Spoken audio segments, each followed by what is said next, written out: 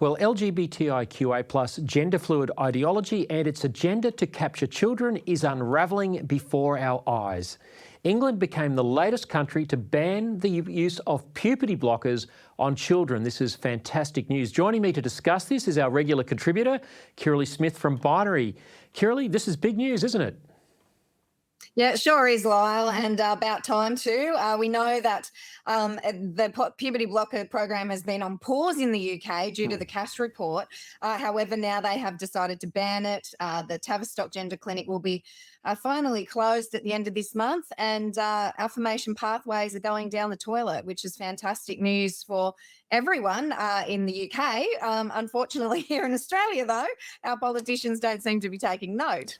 No, and you and I talk about this every week. It's interesting, the Australian newspaper reported this news yesterday, as did other media outlets, but the Australian actually went to the Royal Children's Hospital in Melbourne and approached them for comment about England stopping the use of puberty blockers. Of course, the Royal Children's Hospital in Melbourne is using puberty blockers. They say it doesn't cause any harm to kids.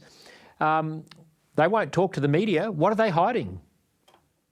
Well, we know what they're hiding. We're hiding the fact that they know, as does WPATH, as does anyone, really with half a brain, understand that puberty blockers do irreversible, catastrophic harm to young people, that children cannot consent to being sterilised. They cannot consent to zero sexual function. They cannot consent to the myriad of health problems that, are really only unfolding now, in the decades since they've started being used off-label for these uses. And it's, there's bone and brain development issues, there's heart issues, there's so many really serious side effects of these drugs. And the Melbourne Gender Clinic, and the ones all around Australia, are refusing to engage, are refusing to acknowledge that these are very damaging and very harmful to children, and trying to get away with really disturbing consequences for these young people.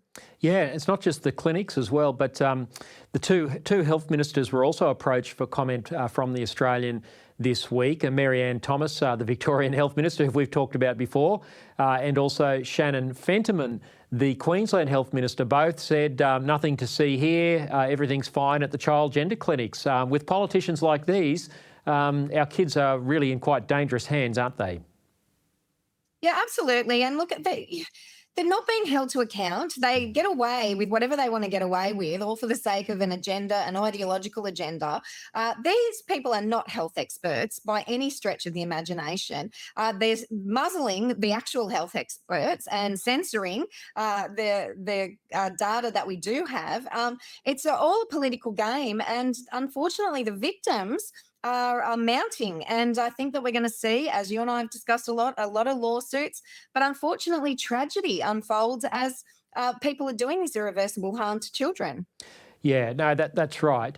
And of course, we should add too that with the news out of England, they have banned the use of puberty blockers on children, but they have left in an exception for research purposes. Now, Kirralie, do you think this might mean that transitions, will continue in England? What do you think this research purposes means? Well, we're yet to see, aren't we? We know that so far in England and around the world, they haven't kept the data, even though they've been using these puberty blockers on children. Whether they do so now or not, only time will tell, Lyle, but hopefully it won't be in the thousands and thousands that we've seen in the last few years, and that it would be very rigid, strict trials that are done if they're going to continue. But I think the evidence is there that it's experimental, it's harmful, and it doesn't need to continue at all. Yeah, I agree with you. I think that the evidence is overwhelming, and we've got Professor John Whitehall on the show a little later, who is a leading paediatrician who's talked a lot about the harms. But look, you and I are not afraid of evidence, and if they divert this to clinical trials. Now, I hate the idea of experimenting on children, but I'm sure that the research and the evidence will take us to the place where it'll just confirm what science already tells us. Now, Kirralie, you've published on the Binary blog this week something that was very hard to read, actually. It was a tragic and harrowing account of a man who recently died after complications from sex reassignment surgery. What happened? Oh, look, this is so disturbing. And Billboard Chris, who's a great Mm. activist in the US and Canada, who's actually coming to Australia right here in April, he put this on his X account, and it is so harrowing, as you said. A man who, and sex reassignment surgery is such a misnomer. No one can change their sex. It's a mutilation of their genitals, a reconstruction of his penis into a neo vagina. It's just a hole, a wound, a gaping wound. Mm. And we hear so many people tell us that it's, something that's got to have attention several times a day. It's very susceptible to infections. But this poor man, so he says that his colon was coming through, that there was eventual blockages that would lead to clots. And unfortunately, he has now died. And, his cry for help was that he felt lonely. He felt like a loser, and butchering his body isn't going to solve those problems for him. He needed compassion. He needed genuine health care, mental health care, to help him accept himself and to move ahead in his life. And he was very badly harmed by Mm. the so-called medical practitioners who were, supposed to help him. And Kirralie, presumably he died of his wounds.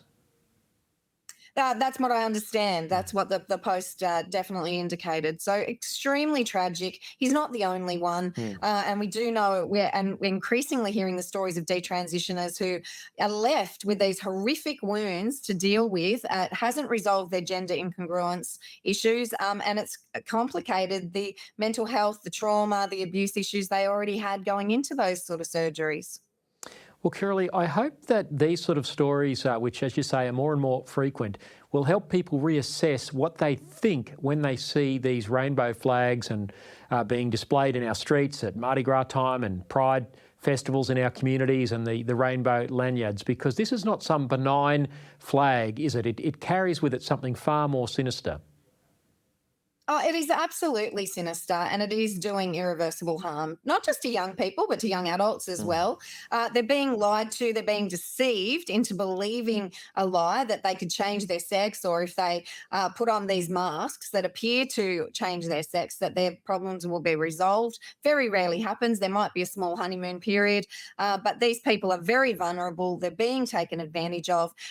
It's harming not only them, but the rest of the society, who is now being imposed upon to go along with those lies, as more and more state governments are considering ridiculous laws to muzzle us, to make us accept these laws. It's a real mess. Yeah, it sure is. Well, we're going to keep talking about it, and we're grateful for you and the work of Binary in keeping this before us. Kirralie, thanks again for your time this week. We'll look forward to chatting again in the near future. Thanks for having me, Lyle.